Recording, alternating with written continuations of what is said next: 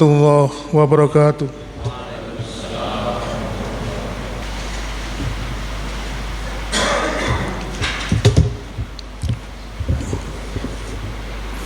Innal hamdalillah nahmaduhu wa nasta'inuhu wa nastaghfiruh wa na'udzu billahi min shururi anfusina wa min sayyiati a'malina may yahdihillahu fala mudhillalah wa may yudlil fala hadiyalah.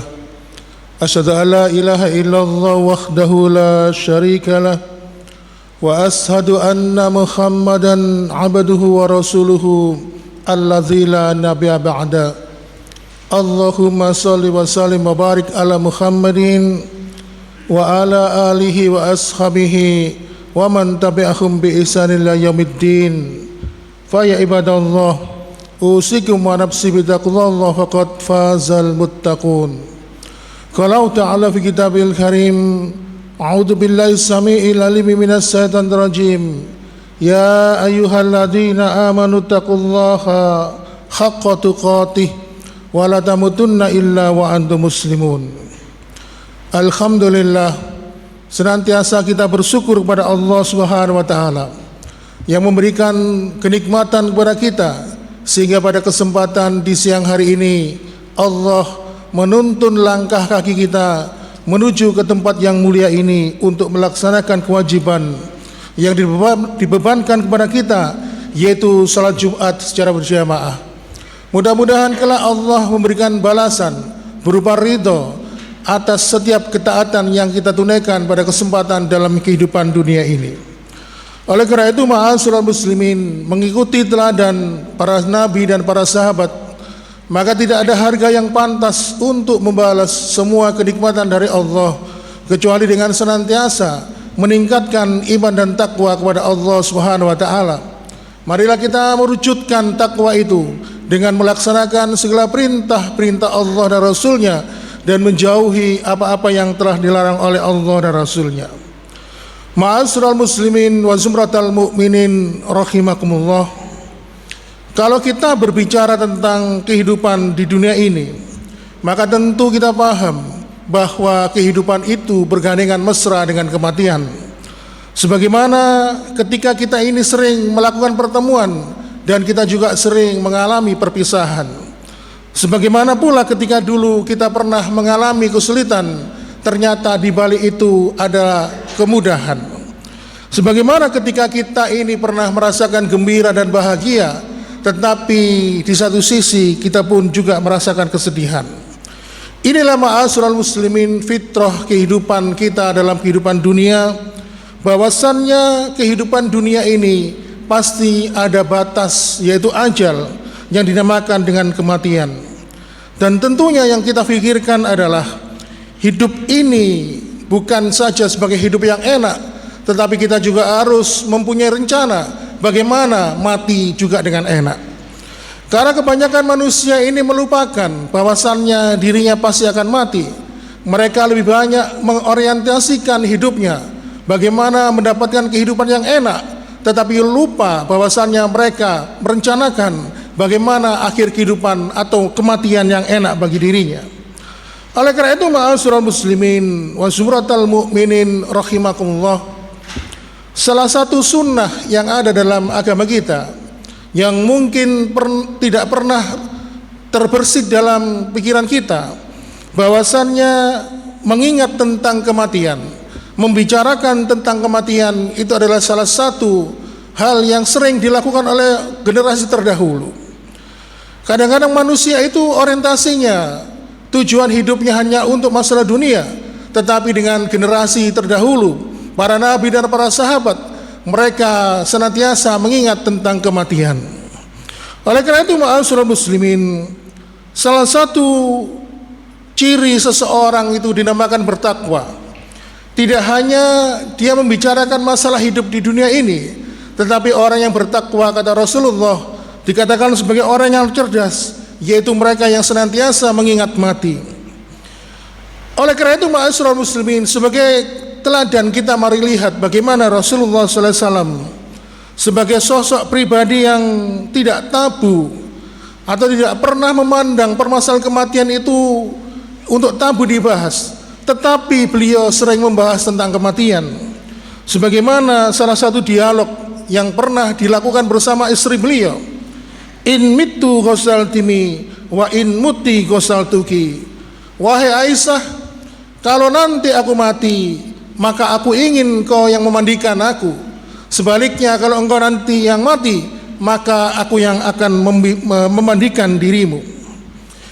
Pembicaraan ini hadir ma'asyiral muslimin justru ketika Nabi Muhammad SAW dalam kondisi sehat, dalam kondisi segar bugar, dan Ibunda Aisyah waktu itu masih dalam usia belia. Tetapi mereka tidak tabu membicarakan tentang masalah kematian. Bahkan apabila mereka mengatakan apabila kematian itu datang kepadanya, mereka sudah punya planning, punya rencana.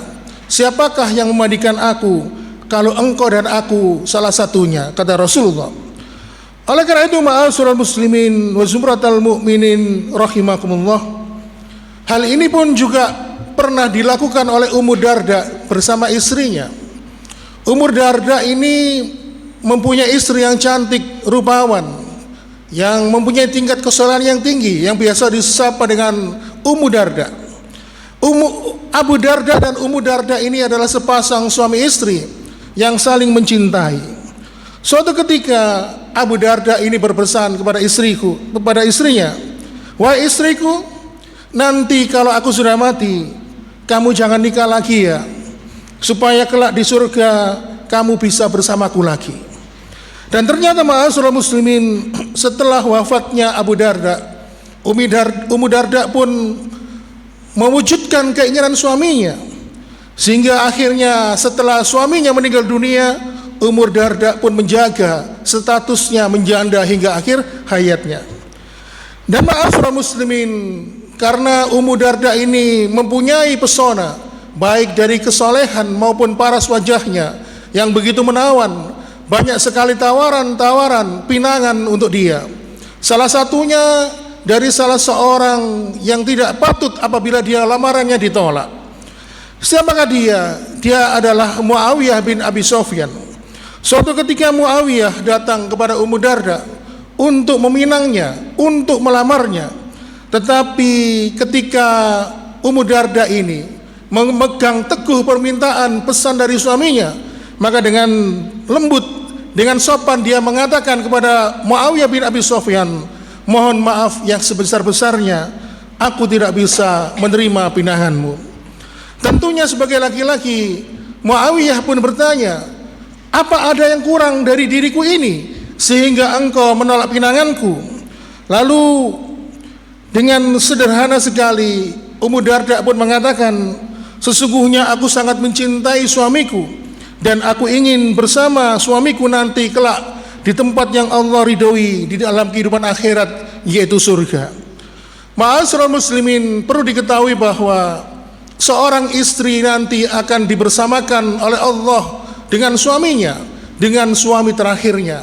Maka apabila seseorang suami dan istri itu mempunyai janji ingin kembali bertemu dalam kehidupan akhirat, maka salah satunya tipsnya adalah dengan apa yang meniru apa yang dilakukan oleh Abu Darda dan Ummu Darda. Mereka saling berjanji sepeninggal hidupnya nanti mereka tidak ada yang menikah, dengan janji ingin bertemu kembali di surga yang telah ditetapkan oleh Allah untuk mereka. Inilah ma'asyiral muslimin manajemen kematian. Bahwasannya kematian itu harus di-planning, harus direncanakan. Bahwasannya pembicaraan tentang kematian itu harus sering kita ungkapkan kepada keluarga, kepada orang-orang dekat. Sebagaimana contoh lagi seorang sahabat yang lain yang bernama Amr bin As, suatu ketika mengumpulkan seluruh anggota keluarganya. Ketika merasa sakitnya sudah bertambah berat, Amr bin As pun mengatakan, nanti kalau aku meninggal dunia, fa in mitu falatudini bin niyaha.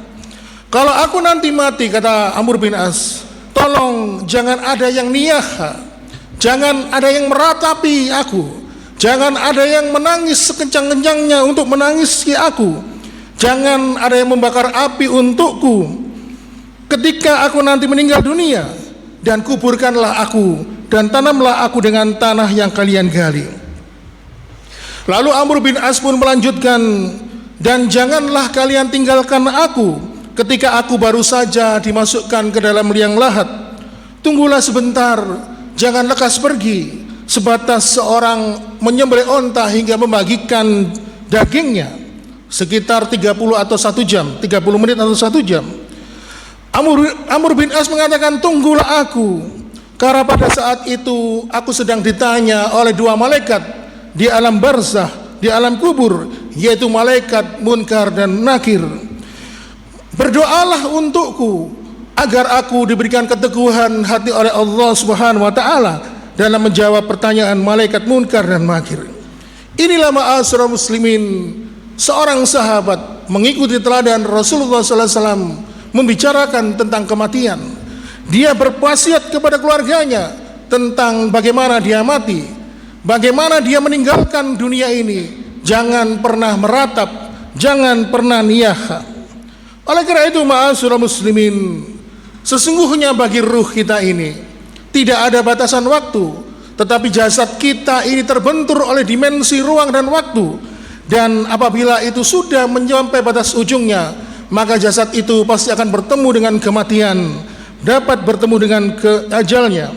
Oleh karena itu ma'asyiral muslimin wa zumratal mu'minin rahimakumullah, ini menunjukkan bahwa ruh kita, jiwa kita akan dikembalikan kepada Allah Subhanahu wa taala, sedangkan jasad kita akan dikuburkan, akan dimakamkan dan akan hancur menyatu dengan tanah. Artinya apa? Sungguh menyiapkan kematian, menyiapkan konsep kematian itu lebih penting daripada menyiapkan konsep bagaimana hidup di dunia ini.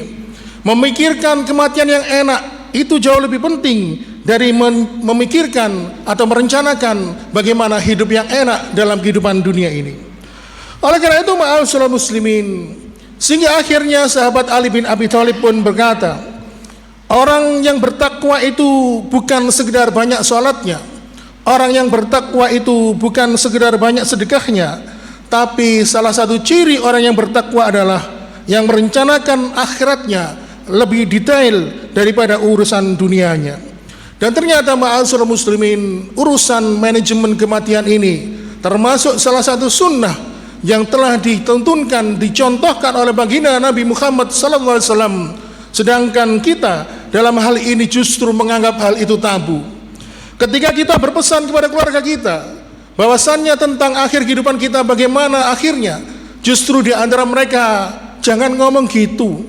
Kok ngomong gitu sih? Kok seakan-akan kamu ini banyak sekali ungkapan-ungkapan seperti itu.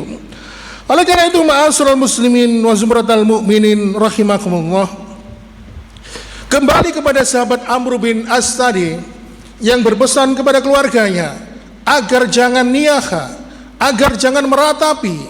Maka Rasulullah sallallahu alaihi wasallam pernah bersabda, innal mayita yu'adzabahu bi buka ahlihi. Ada mayit yang disiksa oleh Allah disebabkan oleh tangisan dan jeritan keluarganya. Oleh karena itu ma'asyiral muslimin wa zumratal mu'minin rahimakumullah, para ulama pun memberikan sebuah pembahasan yang ringkas tentang hal ini.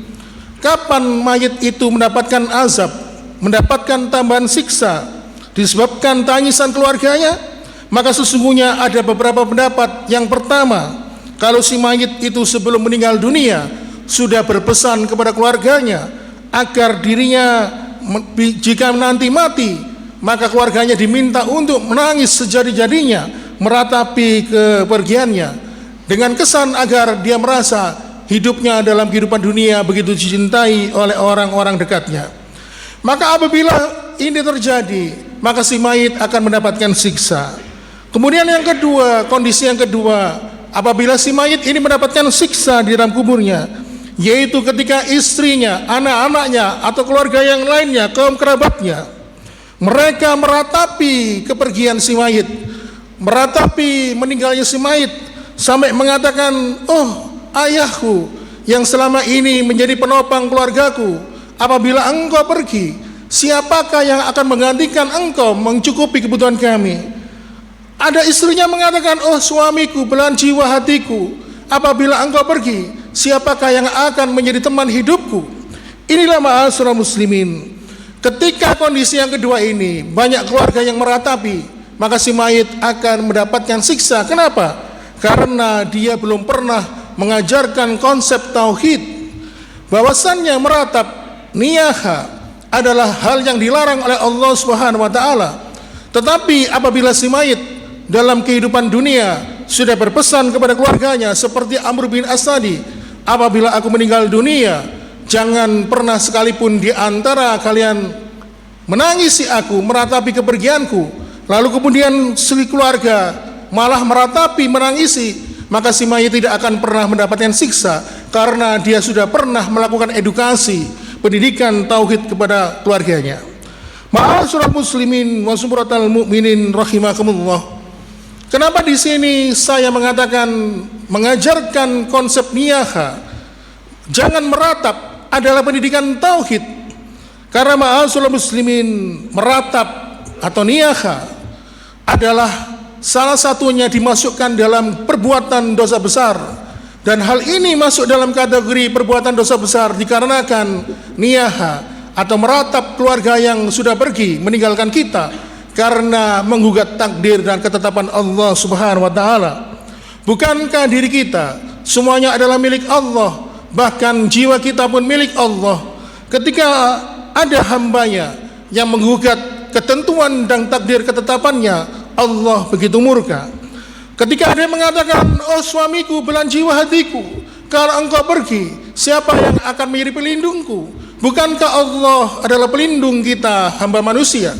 Apabila ada yang mengatakan, wahai suamiku, engkau adalah sosok pencari nafkah yang senantiasa mencukupi kebutuhan kami, lalu apabila engkau pergi, siapakah yang akan mencukupi kami?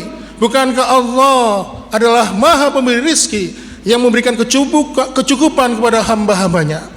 Inilah ma'asyiral muslimin, bahwasannya niyaha atau meratapi orang-orang yang sudah meninggal adalah perbuatan yang dimasukkan dalam golongan perbuatan dosa-dosa besar. Sehingga akhirnya apa? Karena salah satunya dari niyaha atau meratap ini menggugat takdir dan ketetapan Allah Subhanahu wa taala. Oleh karena itu ma'asyiral muslimin, sebagai penutup pada khutbah ini, kita akan sedikit mengutip Al-Quran surat Al-Anfal ayat 24. A'udzu billahi minasyaitonir rajim. Ya ayyuhalladzina amanu stajibu lillahi wa lirasuli idza da'akum lima yuhyikum wa'lamu annallaha yakhulu bainal mar'i wa qalbihi wa annahu ilaihi tuhsyarun. Wahai orang-orang beriman, penuhilah seruan Allah dan Rasul apabila dia menyeru kepada sesuatu yang menghidupkan kamu. Apakah seruan Nabi dan Allah dan Rasul yang menghidupkan kamu itu? Yaitu seruan tentang tauhid, salah satunya dengan mengingat kematian. Karena sesungguhnya di balik kematian itu ada kehidupan. Karena sesungguhnya nanti setelah kematian kita akan dihidupkan kembali oleh Allah dalam kehidupan akhirat. Wa'lamu anallaha yahulu bainal mar'i wa qalbi. Dan ketahuilah sesungguhnya Allah membatasi manusia dengan hatinya. Kita melihat ma'asyiral muslimin, dalam kehidupan dunia ini Allah dan Rasul menyuruh kita tentang kehidupan akhirat, tetapi karena kita dibatasi hati kita sehingga ada suatu penghalang, sehingga akhirnya kita pun tidak mampu melihat itu. Tetapi bagi orang-orang yang diberikan hidayah, petunjuk, orang-orang yang dihidupkan hatinya, maka penghalang itu akan terbuka sehingga mereka mampu menghilangkan penghalangan di dalam hatinya itu. Sehingga akhirnya orang-orang inilah yang mendapatkan hidayah petunjuk.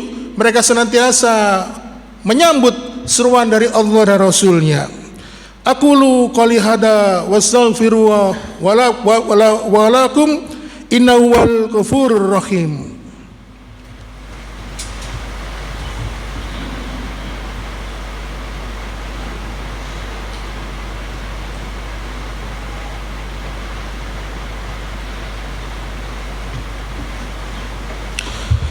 Alhamdulillah hamdan katsiran thayyiban mubarakan fih kama yuhibbu rabbuna wa yarda.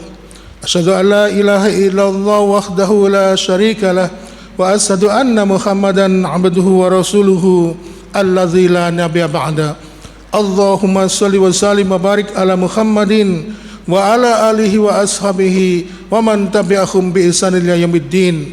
Fa ya ibadallah, usikum wa nafsi bitaqwallah faqad fazal muttaqun. Qala ta'ala fi kitabil karim, a'udzu billahi minas syaitonir rajim. Ya ayyuhalladzina amanu taqullaha haqqa tuqatih wa la tamutunna illa wa antum muslimun. Dalam kesempatan khutbah yang kedua ini, marilah kita berdoa kepada Allah Subhanahu wa taala, memohon ampunan atas dosa dan kesalahan kita, seraya tidak lupa memohon hidayah dan petunjuk agar senantiasa kita berikan istiqamah dalam menjalankan ketaatan kepada Allah Subhanahu wa taala. A'udzu billahi minas syaitonir rajim. Bismillahirrahmanirrahim. Allahumma salli wa sallim wa barik ala Muhammadin walhamdulillahi rabbil alamin. Allahumma ighfir lil muslimina wal muslimat wal mu'minina wal mu'minat al ahya minhum wal amwat innaka sami'un qaribun mujibun da'wat. Allahumma ighfirli wa li walidayya warhamhuma kama rabbayani shaghira.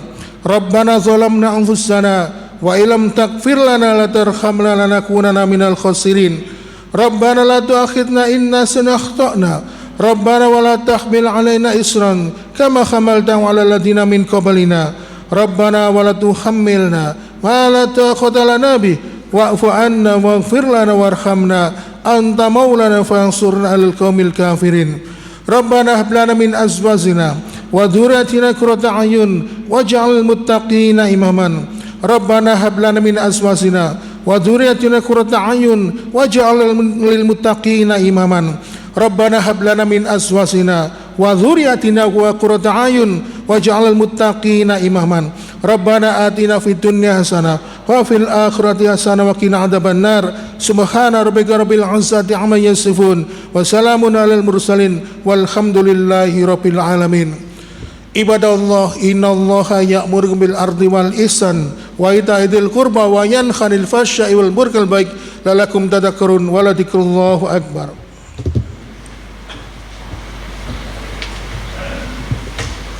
Allahu akbar.